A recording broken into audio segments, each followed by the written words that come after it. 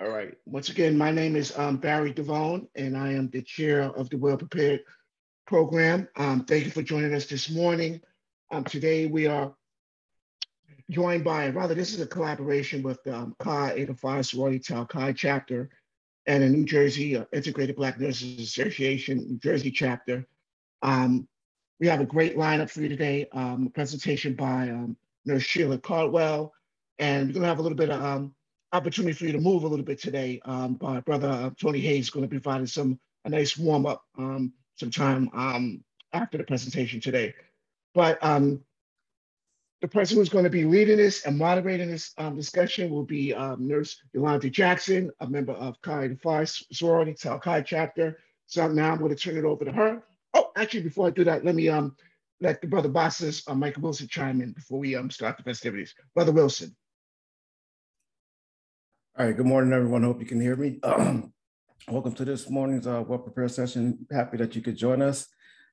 Today's topic, screen time, and also increasing physical activity. We want to get a chance to get moving. So I hope you all enjoy the session. It takes up on the way up from it, and I'll throw it over to Mrs. Jackson. All right, good morning, everyone, and welcome again to the Well Prepared program. It's a system that works with the 5210. Make sure you pay attention to those numbers throughout each of the presentations because there is great information to be shared and prizes to be won. So with that being said, I will introduce our first speaker of the day, who is going to be Ms. Sheila Caldwell. She's a well-respected school nurse currently on loan from the National Education Association for the 2021 to 2022 school year as a specialized instructional support personnel fellow in education. She belongs to multiple organizations. You may have seen her on TV, on the vaccine commercials. She is just known throughout the state of New Jersey. She's a wealth of information, and she is my little sister in Chi Eta Phi Sorority Incorporated. And following Ms. Caldwell is going to be Brother Tony Hayes, who's going to get us up, working, moving, jumping, get the blood to flowing and circulating. He's the Health and Wellness Chair for Eta Pi chapter of Omega Psi Phi Fraternity Incorporated, as well as the owner and physical fitness trainer of Blazing Fitness. Tony not only provides a physical fitness program, but a spiritual fitness journey as well. With no further ado, I am going to turn it over to the hands of Ms. Caldwell. Hi, good morning, everyone, and welcome to this event of the Well Prepared program. And my discussion is going to be about screen time, and as we recognize physical activity is a portion of that, related to that. So if we can cue up the PowerPoint, it'd be great. Okay, so, as we're looking at this information, we know that it's so important that children have good habits, no matter what they are.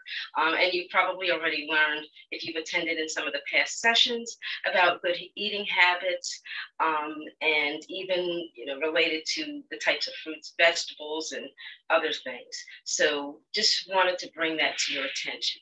But if you can use the chat, take a look at the screen here, and let's put some guesses in there. How many hours do you think kids spend per school year? Spend in school per year? If we can use the chat, if anybody can throw some things in the chat function, that'd be great. If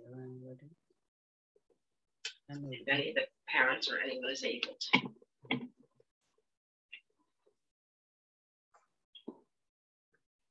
We have a few populating it. Okay. Right, well, let's see what that number is on how many. So approximately 1,200 hours are spent in school each year by each child. And that's just obviously just class time. We're talking about the hours that school is designated, not for any activities that relate in or around school outside of the regular hours. And how many do you think that they spend in front of the TV per year? Give me a number. A year? Throw some numbers out there. You know, we want to keep it a conversation. So if anybody does want to unmute or anything with any kind of questioning as time goes on, feel free to raise your hand if you know how to use the raise your hand function. Okay, let's see what that number is. 1,456 approximately. This is approximate. Remember, these are just general approximate based on all age ranges of children that, you know, in here. And we just did see the number, but how much time do you think children and teenagers spend on screen or the media per day? This is a day. Easy, base it online. Okay, let's throw some numbers in there. Now, per day. Okay, approximately 12. Somebody thinks 10, 3 to 4. And let's see what that number actually is. It's 7 hours and 11 minutes. Now, you know, if we really add this up per day, thinking of 365 days a year, that's more than 2,600 hours in a year that our children are spending in front of a screen. Next slide, please. So it's important to be setting some guides and rules and limits when it relates to any kind of screen time, when it is looking at television, computers, or tablets. And, you know, we do know that this was made a lot more difficult during the pandemic in these past couple of years when there was a lot of remote learning taking place, which has obviously made it a lot more difficult for parents to be able to monitor screen time and what it is kids are actually doing on the screen, you know, and having platforms like TikTok and that type thing that kids get so engrossed with doing, as well as video games. But anyway, what is majorly important to do is to try to reduce the screen time. And we know this is, as I'm saying, very difficult at this point in time because of the pandemic, having had us all glued to screens, you know, 24/7 almost. Even us as adults, we know we have gotten into bad habits with it. But what happens when the screen is visualized so often is it can cause health problems, okay? So as you see on this list, there are a number of things that can be impacted when we are on the screen. And one of the biggest things is just us sedentarily just sitting, you know, excuse me, for the most part, when you're on a screen, you are just in a sitting position, whether it's on your couch, whether it's in your car, whether the children are sitting in that back seat, whether they're on the school bus, and even to an extent in the classroom at this point in time. But when they were home the past couple of years, their eyes were glued to a screen. And we know that it has had a major impact on these health issues that are noted on the screen, and how if we can reduce those things, you know, it can turn that around to have positive impacts on our health and, you know, lessen the chances of and causing some of these things to be reduced. So heart health will be improved, you know, sleep will be improved. We know that for sure. Depression, anxiety, stress, all these things can be reduced if we lessen the screen time.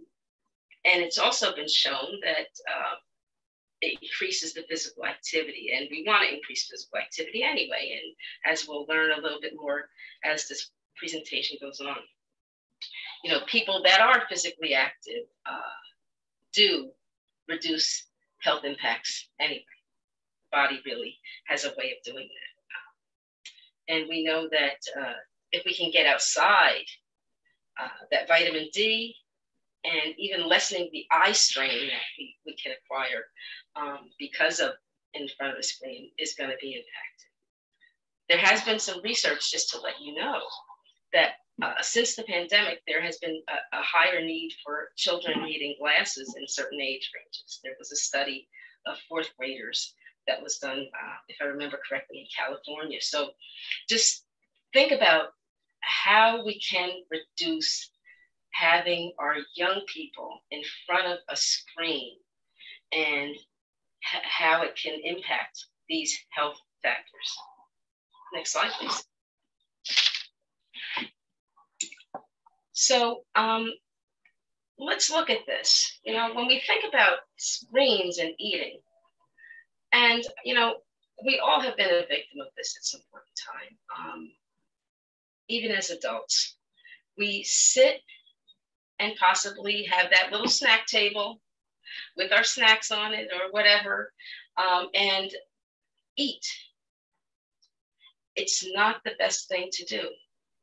You know, in the movie theater for that 2-hour movie is one thing, to be sitting in front of a screen and having a little snack. But especially in the home setting, we want to set good examples by having our children not be sitting in front of a screen, television or other, while they're eating. It really becomes a distraction to their eating habits. And what happens is the brain just doesn't connect it all, and you actually don't even really find the satiety of your food, and you kind of lose track of, you know, are you eating what you're supposed to eat? Did you eat the proper amount? You know, is the meal being you know, felt to be for nourishment, as opposed to, you know, just eating to be sitting in front of a screen and eating. You know, when we compare eating while playing video games or using a smartphone or anything, eating while watching TV has to really be the worst. And we've been learning this, we've known this for years, but as we say, since the pandemic, we really have seen some of these habits almost become like regular. Figure out how can we now turn this around so that time to eat is time to eat. You know, time to be involved in anything that is recreational, as far as on the screen, is separate, and schoolwork, and even other friends and all on social media, on the tablets, cell phones, or laptops is separated. So you eat more than you would if you were not watching TV on a usual basis. You know, you're just shoveling it in your mouth, you know, as you're doing this. And we know one of the biggest things that's also a culprit to bad eating habits in relation to screens are the commercials. The commercials are geared so much toward some habits that we don't want children and even adults to be, you know, getting caught up in their brain, you know, whether it's those cereal commercials or others, some of the other things that cause us to want to stay glued to a screen, but really make it unhealthy for us to be watching, because it then puts an imprint in our brain. And, you know, next thing you know, you're taking your child with you to a store and they want that item, whatever it is. So I would really try to have you consider how your family can eat together without the added distraction of screens. Set them aside if it's possible. Turn off the screens. You know, there was a time when we didn't have this kind of exposure and all this input of information or accessibility that's so, you know, like imminent, that people are interested in having and connecting with. You know, it can wait for a few minutes, you know. That's was how it was at one point in time. And, you know, we've turned into a world of screens. Next slide, please. So when we think about a teenager, we look at how a day of a teenager's life is. You know, you see the image on the right there, and this represents approximately 24 hours in the teenager's life. And, you know, it's showing physical activity, okay? That little red slither of physical activity. And then look how much is being devoted to screen time. Now, obviously, we know schools in that other area, as well as sleep and, you know, other activities. But look at that chunk that is screen time. He's getting approximately that 1 good hour of physical activity. There's plenty of other hours in the day, as we know, where it's unhealthy, and screen time can take up a good percentage of the time for this young person. Watching basketball games, playing video games, just doing the chats and all these other platforms, as I mentioned, like a TikTok or that type of thing, or on Instagram, looking at images. You know, so the screen time really adds up and can cause the adverse health outcomes that we are so worried about with our young people. You know, I know even for me as an adult, when I get involved on a screen, that it's sometimes hard to pull away, because if I'm searching for something, I want to look at that information, but then maybe I'm comparing it to something else and this and that and the other. Post in it, you just, the long time, it just goes away. How many here really realize that, you know, when we get engrossed on a screen, that it really is like a major distractor to everything else in our lives? Anybody else here really have thoughts about that? Just throw it in the chat if there's anything specific that you really think of when we think about getting lost in what can happen when we're on a screen. So we want to try to get our children a little more active and limit that screen time. Limit that amount of time just sitting or reclining in front of a television, computer, laptop, cell phone, smartphone, whatever it is. And we need them just really to be a lot more active. Yes, we know people even have multiple screens going at once. The television's on and we're distracted because we're then still on our phone, and then we're doing this, that, and the other. And we see the young people like this all the time. I mean, as I say, we do realize there has to be some time for, you know, acceptable screen time, you know, especially as it relates to schoolwork. But we do have to start really taking a look at that free screen time. Next slide, please. You know, and this is where, you know, when we talk about this, it talks about the recreational time. So recreation, you know, growing up, you as an adult, when you thought about recreational time, many times it was just outside playing, out on a playground, out amongst friends, doing different things external to your house and actually interacting with other people. So when we think now, a lot of times we're talking about recreational time, children are looking at it as, oh, hey, that's more time I can spend on my phone, computer, etc. And we really want to look at this and have it reduced by approximately 2 hours a day or less. Now, I know that's a tough feat.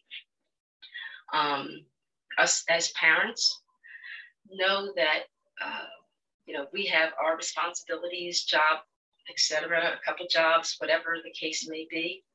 And we are not always the ones directly with them, but have those conversations at least with your children to start getting it into their mind about how, you know, that need for being away from a screen is so important, and how they need to be more active in a recreational fashion that is physically being active versus sedentary and looking at a screen.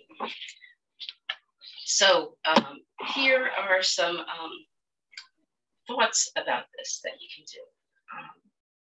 And it's not easy, as I say, you know, to find any kind of way to have some family time together is the best way to approach this if you can.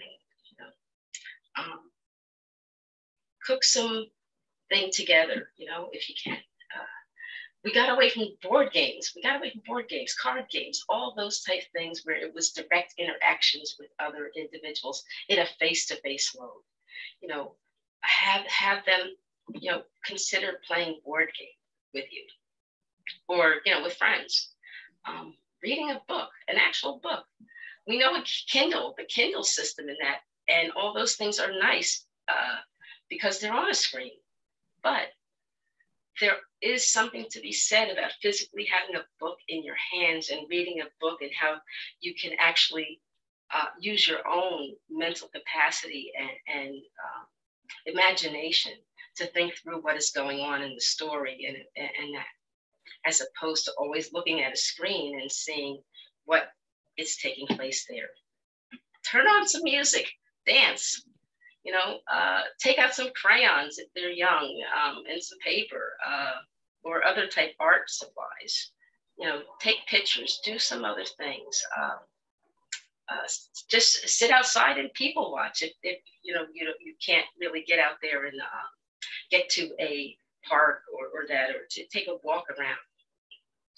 But, you know, it's important that you try to shift that whole family thought of screen time to paying attention to our bodies and the need for movement that's going to obviously enhance our health. Next slide, please. So we do have to just kind of throw in at least one item that relates to some research that's out there from medical experts.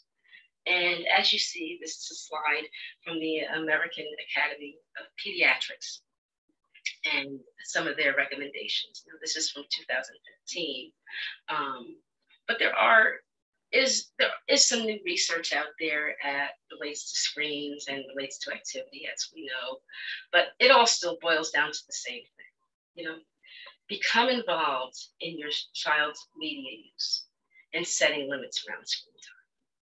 You know, help your children learn to distinguish and choose programs that contain quality context. Become role models for our children. Demonstrate the value of productive time spent away from the screens.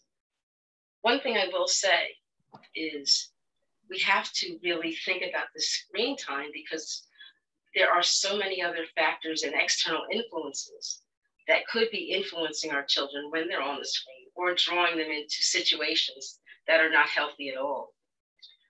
I don't know how many parents out there really take a look at their child's phone, or have some of those parental controls set on it, or even on the television have parental controls for the types of television shows they can watch. But it's important that that is a consideration when we think of all the exposure our children are having and being drawn into, that put them in front of a screen and keep them there, versus their need to interact with family and with friends, whether it's, you know, in the home, at the school setting, or other. The programs are so important to be looking at what your children is watching. So I highly would encourage you as a parent to occasionally take that phone. It's tough. They don't want to give it up. Take it from them. Get it and really take a look at some of what is being, what they're looking at, what they're seeing, who is influencing them when you're not able to be around, or when even you're around and they're laying in their bed at night and they're on that screen, and really they should be sleeping. Next slide, please. So physical activity is really one of the best things to do, to have children get away from that screen, having them more active. And even speaking to their school about the screen time and what needs it is. You may have actually seen on the news that within the past day or two that down in Camden, they have these little lockbox things. They almost look like a little purse with a lock on it, where as soon as a child goes in a classroom, they are to put their phone in it and put the lock on it. You know, they lock it up. It's sitting visibly to the child, but they can't open it to get on the screen for other things that are distractors to their schoolwork. And one of the biggest things that they did mention that came out of that, of them putting this in place, is parents have complained that they can't get in touch with their children, especially if there's an emergency. So know that your school is going to reach out to you if there is an emergency. So that phone does not need to be on during the class time if they're doing a project that doesn't involve them having to utilize it for purposes otherwise. You know, we can get in touch with people. We have just become a society that looks for immediate response, that to have that connection and to know that our children especially are safe is because of a screen, us knowing that that screen is there. So we have to really think about that and say, you know what? Yes, the school will contact me. If there is an emergency in that building, they will contact me. But anyway, back to the physical activity of this. We want the movement. We want our heart rate to go above the resting level. We want to plan some structured and unstructured activities for our children. You know, this happens, you know, especially, you know, in the school setting, you know, where they'll do something more structured. But at home, you can do the same thing. Aerobic activity is important. That's when we're using those big muscle groups, you know, and where there's moderate physical, vigorous exercise that even causes us to sweat, increases our heart rate, our lungs, and that, and, you know, it's noticeable that we are working harder. It's things like biking, if it's possible, jogging, running, swimming, you know, playing a game of tag. These are examples of aerobic type exercise. Muscle strengthening physical activities include climbing and swinging on the playground, doing sit-ups, push-ups, and different type resistance type activities. Bone strengthening physical activities. It increases our bone, things that, you know, really like have more impact. So like, you know, hitting a tennis ball, jump rope, practicing gymnastics. And these are obviously going to help us otherwise too, because our bones are the center of a lot of what good production for our cells for the rest of our body. You know, children for children and adolescents 6 and older, the U.S. Department of Health and Human Services provides recommendations, and they're saying that at least, now this is least, 1 hour of physical activity should be done a day. And most of the hour should be that, you know, added higher level of exercise where, you know, it's bringing your heart rate up and you know, really impacting, filling your lungs and sweating, etc. So it's important that we try to think of ways how we can increase that physical activity level in children. Next slide, please. So it's just thinking about how we can incorporate so much of these type of things in the home setting. We know in the school setting, some of it's taking place, but we can't depend on that. We have to also depend on the fact that we as their parent, as the adult, has some kind of physical activity that they're involved in too. Now we know that there are extracurricular activities that children can sign up for at schools or recreational programs, or there might even be like a Y center or something in your community or community center where some activities take place.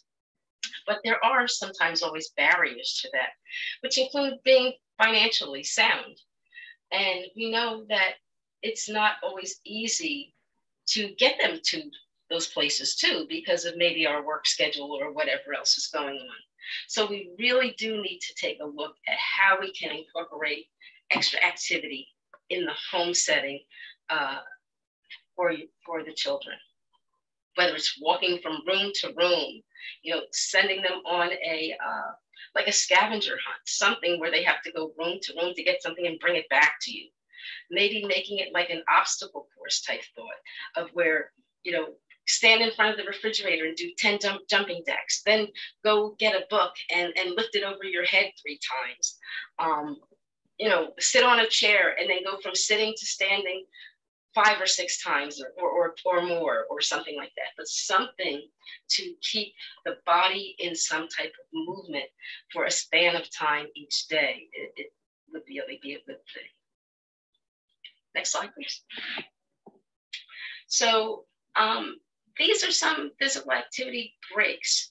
Now, remember, when we think about these screens and all this going on, we do also have to incorporate some of these things into the thought of when screens have to be used in the home setting, that we stop and take some time, especially our eyes. They say that you should take 20, like for every 20 minutes of screen time, you should take 20 seconds of visually looking away and 20 seconds of like closing your eyes just to relieve the eye strain. But also from a physical perspective, because we have to really think about the body, this is just another thing, what I was just mentioning, that house that are costly. And it doesn't always say you have to have, that big aerobic set of equipment gym in your home or go out to a gym. You can do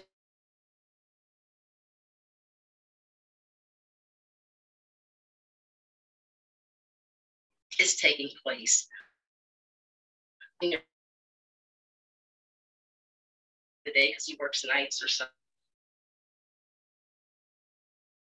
activity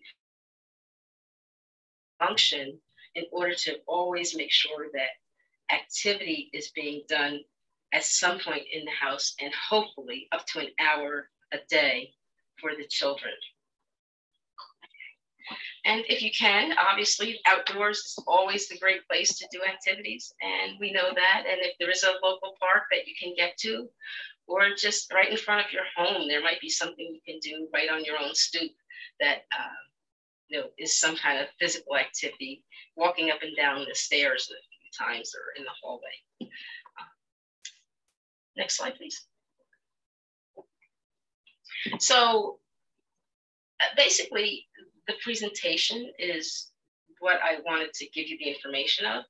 But what I had found is this is something more recent, that the CDC has put out this marketing called looking at screen time versus lean time. And it breaks it up by age group of activity and hours, and lets you know that, it just narrows it down a little bit further. And as you see, our children are spending more time in front of screens. Look at that. 6 hours a day,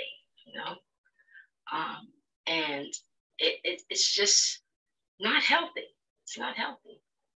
So this is just, like I say, a review and letting you know also the similar things of activities that can be done. Use that screen to have them dance. If they can get out to play a game or, as I say, something within the house, but we do want to make sure we try to include something of more of that vigorous exercise, whether it's things like jumping a rope, riding a bike, running, or even, if it's higher paced dancing, Zumba or something that really is keeping them moving. So next slide. So this looks at 11 to 14. Look at that. The screen hours, they're increased, and as we say, we're just looking at this and saying, how can we impact, knowing that there are times when our children do need to be on screens versus that recreational time when they're on screens, and what is it that they're looking at? What can we do to shift that into more of an activity that is beneficial to their body and their health? Next slide. And although the age range, you see, it's still a high number, but socially they're doing a few other things. But as we say, we have to really stay alert to the amount of time that is being spent in front of screens, even for this age. And I would say this age concerns me so much more, and even the little ones. I mean, we hear that there's so much research that's out there related to allowing even toddlers, they shouldn't be having screen at all until even the start of age 2 at the very most, and it should be very minimal until they get to school age. But, take a look at this, and as you see, it's a very similar screen, and on the bottom, it's very much the same. So I left it to this one because it says some things the parents can help to do.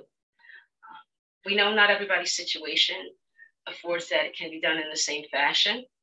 So we just have to consider what are our means, what are our resources, who is in our circle that can help us to get our children into a more physically active situation versus in front of a screen.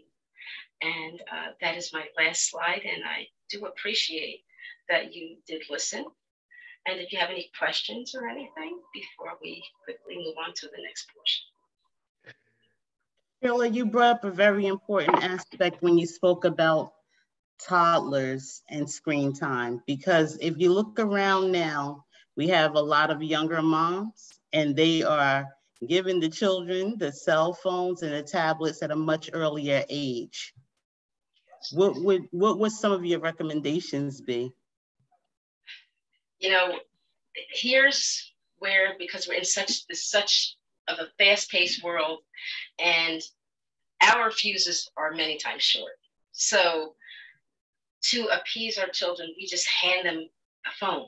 We hand them something that we know, because it happens for us, that it's going to draw their attention and they're going to get drawn into it. There has to be that thought of going back to little toys as much as, and books and things that the child can manipulate and hold and have that exploratory play and, imaginary play versus setting a screen in front of them. It's not easy. And we know many times, especially today, once we get them started with the screens, they're in that habit, and to break that, they start having those mini tantrums and things. And you have to then really start learning to switch it over to them doing things that make more sense for their growth and development versus having a screen.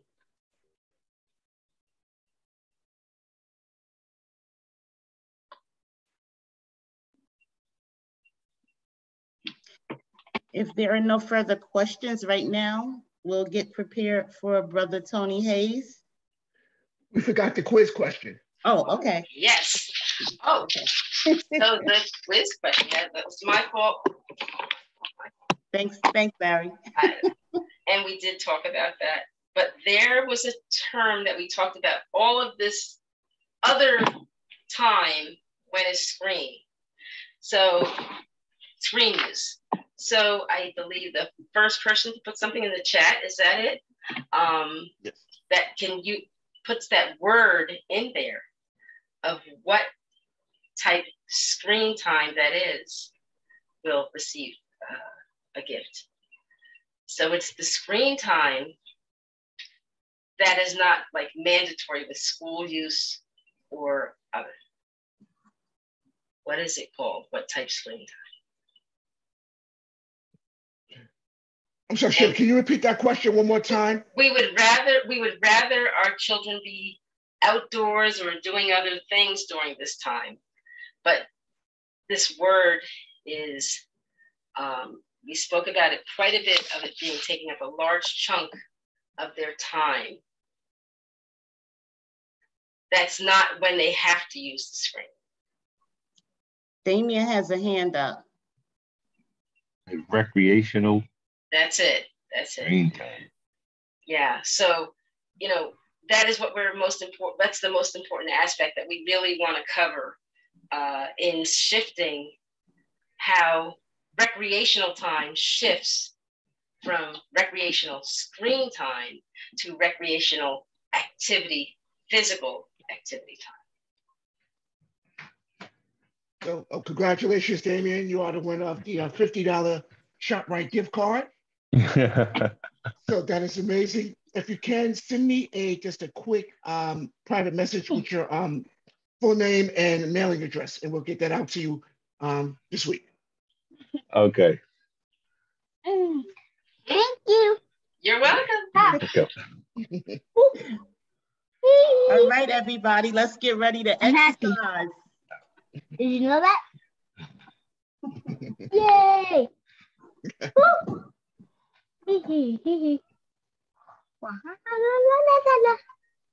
So good morning, everyone. I'm listening to my voice. I'm hoping everyone can hear me okay. We're good. Grandma, Excellent, are you happy? So again, what a great presentation we Even just if I had. can't see. And I know that I actually benefited from the great information that was just shared. So we did this last year. First, I'm Tony Hayes, a member of Omega Psi Phi Fraternity Eta Pi chapter. I have the distinct pleasure of working with our bossless, Brother Mike Wilson, and our past bossless, Brother Barry DeVone. So they're doing a fine job in leading this effort. And to the Chi sorority, I just want to say thank you for your partnership and your dedication. And we love working with you, and just glad to be a partner with you in this endeavor. So I've been asked to do a bit of exercising today. And I think this time, we did this last year, which was great. But this time, we're going to slow the pace down a bit. I think, I don't know, can't remember how fast the pace was last year. But for this particular exercise, routines, I put everything together actually while we were having the presentation, so that it can complement what was just shared with us, particularly in a way where parents are able to accomplish two things with this workout. Number one, address their own needs to move, to get stronger, to reduce the risk of chronic disease, and to live our own happier, healthier lives, right? As they say when they're going through all the emergency procedures before we take off for a plane ride, that if there is ever an emergency need for oxygen, what are we to do, right? We're to put that oxygen mask on first and then assist others. So let's face it, we can't be a role model, which was what was said in the presentation. Let's just say it's hard to be your best role model if you are unable to follow the same recommendations that you're making to your children. Okay, so this workout is designed for the parents. Number two, though, I said two things, but it will also be a great opportunity for the parents and the children to come together around some fun, simple movements that can be incorporated at any time of day, any place, anywhere. And I'll just provide just one example and then we'll start. The conversation has been around reducing the amount of screen time for our children. Actually, we all can benefit from that, right? Not just our children, but we adults can certainly benefit from that. But why not incorporate times where we are able to say, hey, to your daughter or son, say, hey, come in the living room with daddy, come in the living room with mommy for a bit, and let's do some exercises. Give me 5 minutes of your time. And then you can go back to whatever what you were doing, you know? So just being able to incorporate short bursts of energy release, short bursts of movement, all right? So I'm on an angle so that you can see me a little better.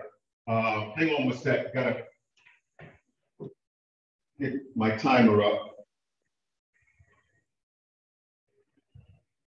Participants, you know, you are more than welcome to jump up, stand up, and join in. This is interactive. Yolanda, thank you for that. I appreciate that. This is very interactive. And here's the thing. This is designed to be completed within a 2-3 foot square radius. Okay, we're not going to be all over the place with this. This is designed for you at work. You're at your desk, wherever you are, to periodically just stand up and start as a warm-up, a shoulder roll. Everything we do today will be reps or sets of 7 repetitions. So here we go. I guess I will face you a little bit so you see me. All right? I want you to tense up real tight, tense up, and then drop your shoulders and relax.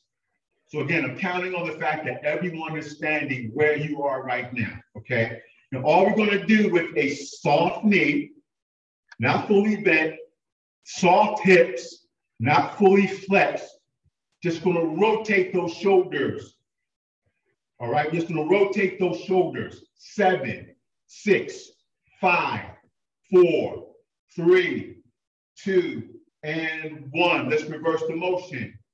7, 6, 5, 4, 3, 2, and 1. Good. Now we're just going to cross our chest, our core, our upper body with our arms. Just going to cross. Same position. Soft knees, soft hips, okay? And we're going to do a lumbar rotation. A lot of stress seems to sit in our backs and shoulders, right? So the movements that we'll do today will be around that. However, for our children, the same thing will apply, not that they have a lot of stress and sitting in their shoulders or backs, although many of our children are in therapy because of stress these days. So that's a whole nother conversation.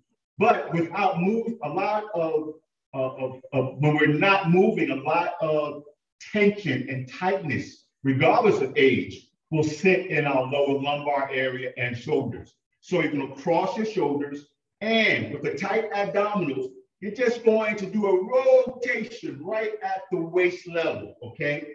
Right at the waist level. Okay, so here we go as I count. 7, 6, 5. Now I'm leaning back on that as comfortably as I can. 4.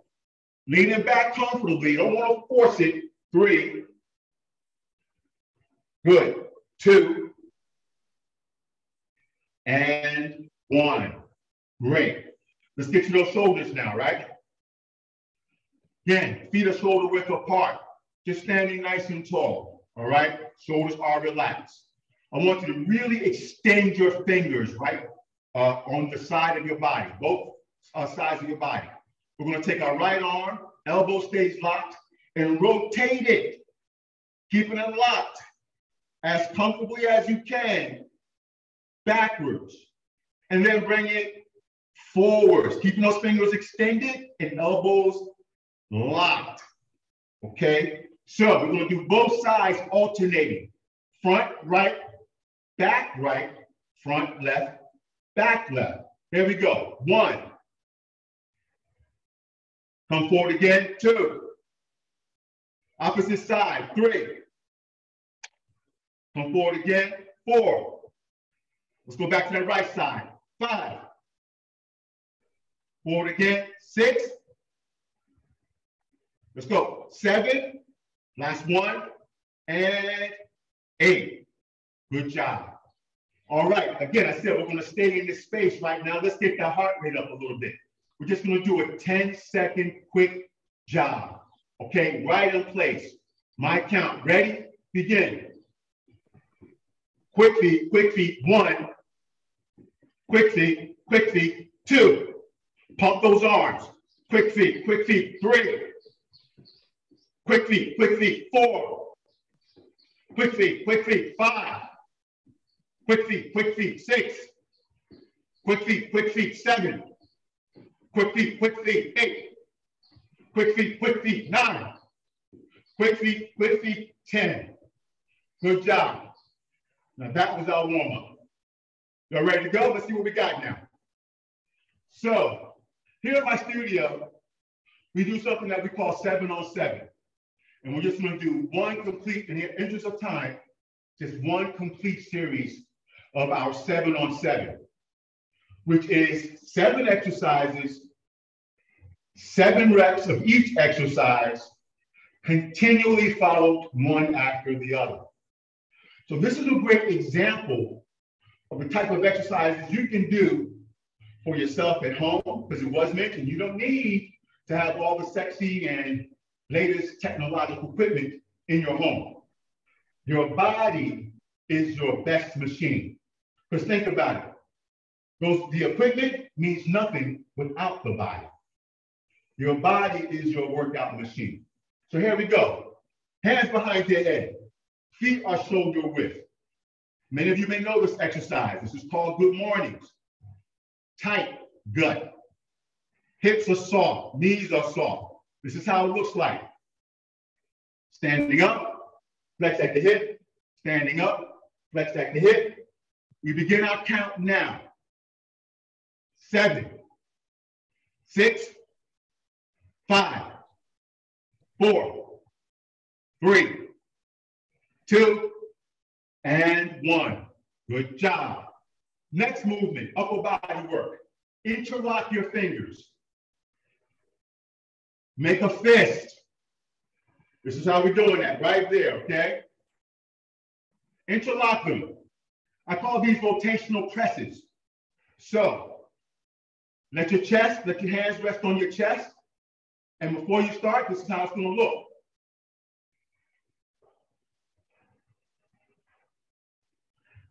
The idea is with each press, you're squeezing your chest muscles and squeezing your tricep, everything from chest to your shoulders, you're squeezing with each press. So here we go. 3, 2, 1, 7, rotate 6, rotate 5, rotate 4, rotate 3, rotate 2, rotate 1.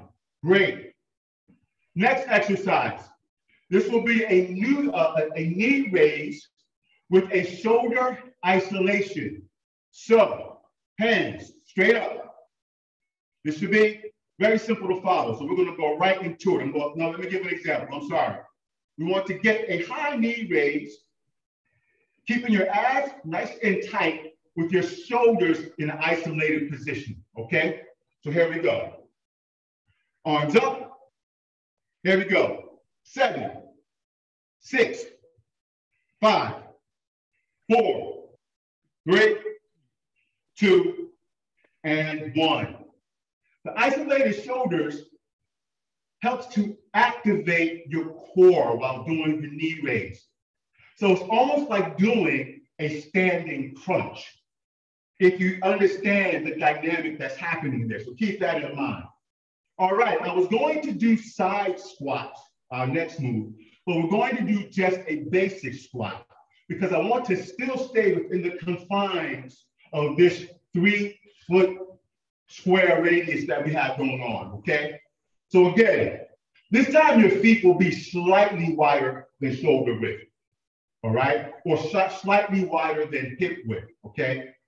No matter how you want to do the squat, I always just teach my clients, think about how when you sit on the toilet and stand up, that is your squat, okay? And the reason why I use the toilet, because as long as your knees are comfortable in doing so, the toilet generally is a little lower than your chairs. So it challenges your legs a little more than the average chair. However, use a chair at your office, wherever it is available, if you want to use one, all right? So here we go, basic squat. Hands can be behind your head. Hands can be straight out and forward. They can be clasped together in front of you. 3, 2, 1, and go. 7, 6. Now I'm locking my hips out at the top of the movement. 5, 4, 3, 2, and 1. Great. Next move. We're going to it's going to be the same exercise on both sides. These are wood chops, and we're wrapping up. Okay, wood chops. Interlock your fingers again. Feet are about shoulder width apart. Now I'm raising my axe. So the iron part of the axe, the cutter part of the axe, the steel of the axe are my hands. The wood, my arms, okay? So I'm raising my axe high and I'm chopping towards my knee. Let me get my base together, right? So, chopping towards my knee. Chopping towards my knee.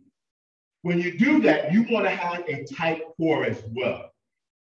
Tight core as well. So, again, here we go. Let's get 7 of these. Starting at the top. Chop. Chop. Chop. Chop. I think that's 4, 5, 6, and 7. Last round of exercise, everyone. Last round of exercise. Same movement, opposite side. Shoulder width apart. My axe is raised, and I'm going to chop to my right knee. And notice my footwork as well. I'm pivoting every time I move. Chop. Chop. 3, 4, 5, 6, and 7. So, the way we do that routine, there's no right or wrong exercise for the 7-on-7 series. This is what I'm giving you. Do the 7-on-7 series with any basic routine that you want to create for yourself. There is no wrong answer for that. You can add more intense movements. You can add much less intense movements.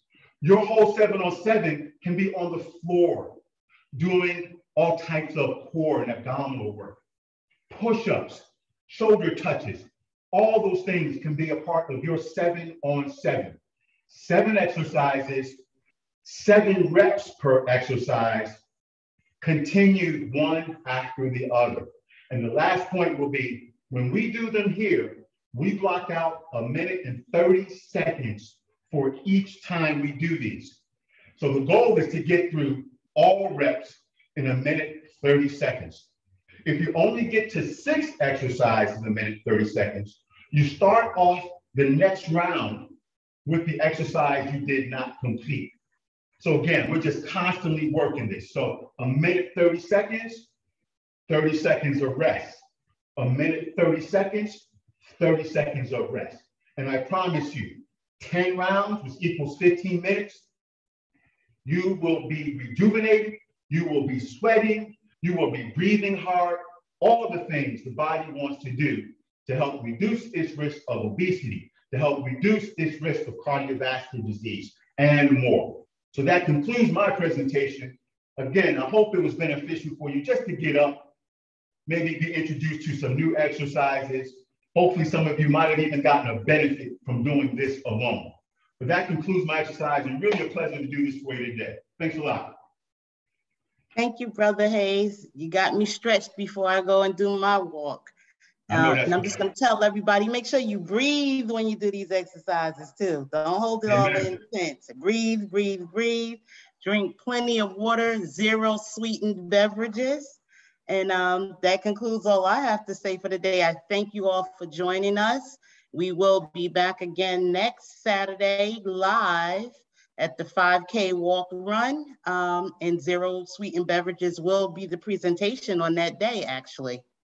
One quick point, Yolanda. I know our program, the Well Prepared program, is is very disciplined, and there are protocols that we're following. But you know, as I was listening to the program, you know, I would like to offer any complimentary support to any family that would like to maybe arrange a 30-minute review for their particular situation, for whatever they may have at home, or you know, whatever they have access to, or whatever they may not have access to. You know, oftentimes having a one-on-one can help bring a little more technique and focus for whatever they might be wanting to do. So I just really want to offer that for anyone who might not have gotten all of this in this few minutes that we did this. So I'm here to serve. So I want to make sure I put that out there. Thank you, Brother Hayes. So let me just comment quickly. I'm going to turn it over to Brother Bossless to give just a little bit more information on the 5K event. That is in person, obviously, at the American Family Resource and Learning Center on Saturday, May 21st. Brother Bossless. Yeah, really quickly, I just want to give you all some information. I posted a link in the chat to the 5K. That'll be taking place at the Omega Family Resource and Learning Center on 32 South Harrison Street in East Orange next week at 9 a.m. In that link, you'll find out how to register. We'll be having not just the 5K walk, but we'll be having a health fair in partnership with Talk High Chapter. And we also have some resources on hand, things like the football teams and other things in the area that might be of use to folks who are interested in this day. At the walk, there's a charge for the walk. If you do register and you're in this program, we'll cover the cost of that. But the health fair and resource fair are free to the public, and we encourage anybody who, whether you're walking or not, to come on next Saturday. Actually, after the 5K, we're going to have a spring pop-up vendor fair. So you can hang out all day at the house if you want, even after the event. So hopefully you all can make it out. More information at the link in the chat. Absolutely. Back to you, Thank you, Brother Bossless. Yeah, thank you, Brother Bossless, for that information. Once again, Brother Hayes will be out there giving a warm-up. So he'll get us nice and ready for the 5K. It's a 5K run walk, right? So if you don't feel like running, you can walk. But before we get started, we'll have the Well Prepared program started off at 9 a.m. inside the house. A great presentation on zero sweetened beverages. And I'll be sending out information via email as well. So you'll have that. I'm looking forward to seeing everyone next Saturday at 9 a.m., 132 South Harrison Street in East Orange, New Jersey. All right. Without that being said, enjoy the rest of the weekend and have a great week. Take care. Bye-bye.